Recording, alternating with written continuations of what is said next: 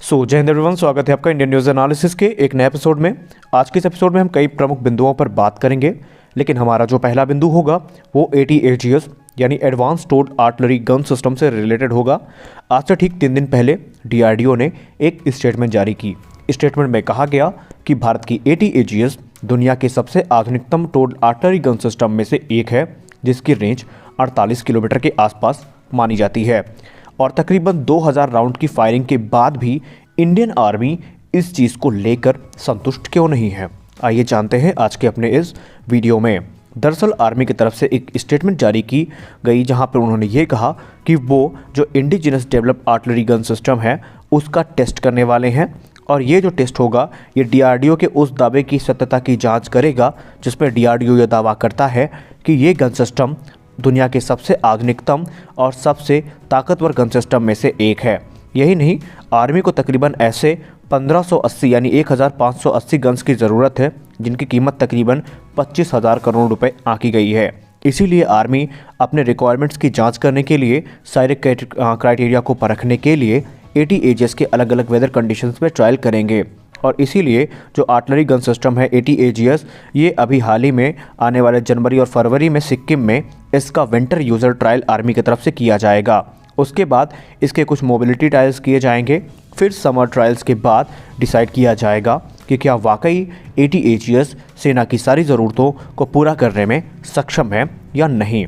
अगर हम डेवलपमेंट की बात करें advance towed artillery gun system यानी ATAGS की, तो इसे भारत फौज, टाटा एडवांस सिस्टम और DRDO ने संयुक्त रूप से मिलकर के विकसित किया है और ये गन इतने ताकतवर है कि इसने इजराइल से इंपोर्ट होने वाली जो गन थी उनको लगभग बीच में ही रुकवा दिया था और यही कारण है कि इसको लेकर के जो दावे हैं वो काफ़ी प्रबल किए गए थे।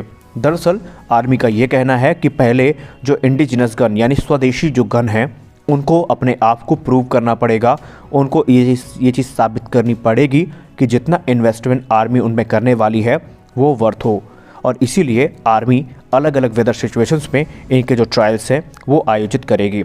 आपको बता दें कि अभी तकरीबन आर्मी का ये प्लान था कि वो इजराइल की एल्बिट सिस्टम द्वारा तकरीबन 400 आर्टिलरी गन सिस्टम को प्रोक्योर करे, जिनकी कीमत तकरीबन 5,147 करोड़ रुपए आंकी गई थी, लेकिन फाइनल स्टेज में आते आते ही उनमें रोक लग गई और आत्मनिर्भर भारत प्रोग्राम के तहत ATAGS को तवज्जो दी जानी शुरू कर दी गई और यही कारण है कि ATAGS के जो ट्रायल्स हैं उनको काफ़ी तेज़ी के साथ आयोजित किया गया। दावा किया जाता है कि ATAGS के 2000 राउंड्स के ट्रायल पूरे करे जा चुके हैं, यानी ATAGS ने तकरीबन 2000 गोले फायर अब तक कर चुके हैं।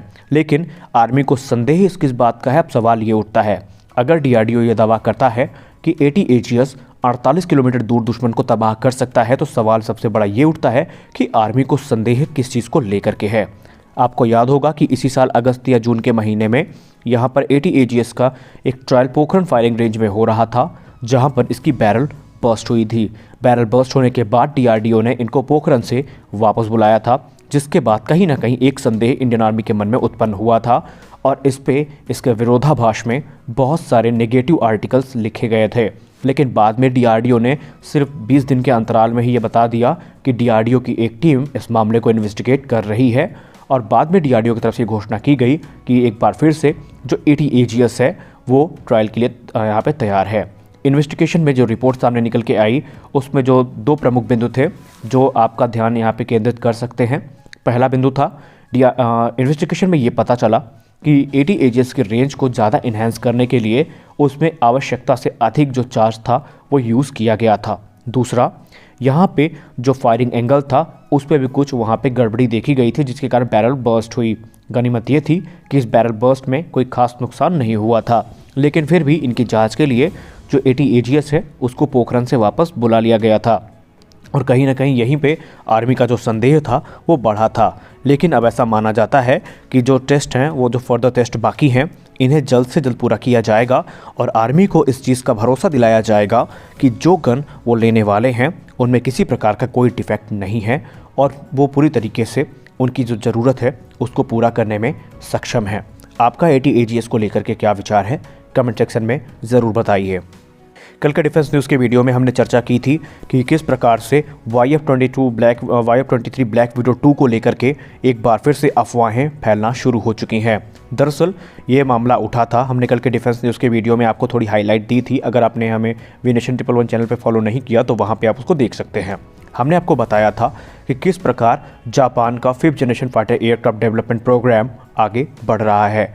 अमेरिका की बोइंग, लॉकहीड मार्टिन और जो हमारे यूके है वहाँ से रोल्स रॉयस जो कि इंजन मैन्युफैक्चरर है, और इसके अलावा कुछ बड़ी कंपनियाँ वहाँ पर पहुँच चुकी हैं। यहाँ पे मामला ये है कि इस समय जापान को अपने एयरक्राफ्ट के लिए जो परफेक्ट एयर फ्रेम है, परफेक्ट डिज़ाइन है, वो अभी तक मिल नहीं पाई है। यही कारण है कि अलग अलग कंपनियाँ वहाँ पर अपनी डिज़ाइंस के साथ पहुँची हैं।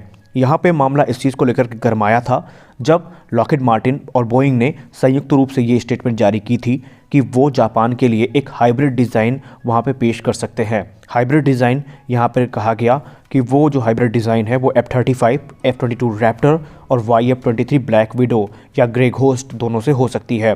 अगर आपको नहीं पता कि YF-23 क्या है तो इस पर हमने ऑलरेडी एक वीडियो बनाई है। दरअसल आपको पता होना चाहिए कि ये वो दौर था जब अमेरिका स्टेल्थ फाइटर की दौड़ में काफ़ी आगे निकल चुका था और दो कंपटीटर सामने आए थे। पहला था YF-23, दूसरा था F-22। दरअसल YF-23 के दो प्रोटोटाइप बनाए गए थे।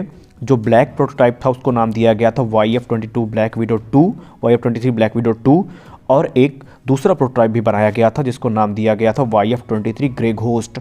तो यही जो डिज़ाइन है इसको लेकर के बहुत सी कन्फ्यूजन्स थी। अब जब हाइब्रिड डिज़ाइन की बात की गई तो लोगों के मन में यही आया कि हो ना हो जैसे पहले आर्टिकल्स लिखे गए थे इसको लेकर के अमेरिका अपना जो YF-23 की डिज़ाइन है वो ऑफ़र कर रहा है, लेकिन ऐसा कुछ भी नहीं है। जापान ने क्लियर कर दिया कि वो अभी अपने इनिशियल डिज़ाइन पर कायम है, यानी जो अभी तक उन्होंने स्वदेश में ही बनाई है डिज़ाइन, उस पर थोड़े बहुत अमेंडमेंट्स हो सकते हैं, थोड़े चेंजेस हो सकते हैं। बाकी ऐसा कोई भी बात नहीं थी कि YF-23 जापान को ऑफ़र किया गया हो। दरअसल इस बात की शुरुआत हुई सैंडबॉक्स नाम की एक पत्रिका से, एक वेबसाइट से, जहां पर बहुत पहले एक आर्टिकल लिखा गया था जहां पर डिफेंस एक्सपर्ट्स ने यह दावा किया था कि हो ना हो अमेरिका अपने YF-23 ब्लैक विडो 2 और ग्रे घोस्ट की जो डिज़ाइन है वो जापान के सामने पेश कर चुका है। हालांकि इसके पुख्ता प्रमाण उस समय नहीं थे।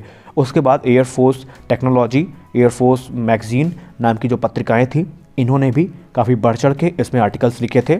और उसके बाद पॉपुलर मैकेनिक्स ने इस पे आग तब लगा दी जब पॉपुलर मैकेनिक्स ने यह दावा किया कि अमेरिका ने जो टेक्नोलॉजी स्टेल्थ की वो भी जापान को ऑफ़र करने का फ़ैसला कर लिया है। दरअसल ज़मीनी हकीकत इसकी कुछ और थी।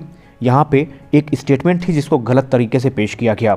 अमेरिका ने ये कहा था कि वो टेक्नोलॉजिकल सपोर्ट देंगे, ना कि स्टेल्थ टेक्नोलॉजी देंगे। तो यहाँ पे कुछ गड़बड़ी थी वेबसाइट्स की, और उसके बाद इंडिया यूट्यूब चैनल पे और दूसरे दुनिया के यूट्यूब चैनल्स पे काफ़ी ज़्यादा वीडियो इसको लेकर के बनाई गई थी जिनका सच्चाई से दूर दूर तक कोई संबंध नहीं था। तो अभी के वीडियो में बस इतना ही। मिलते हैं अपने अगले वीडियो में, तब तक के लिए जय हिंद।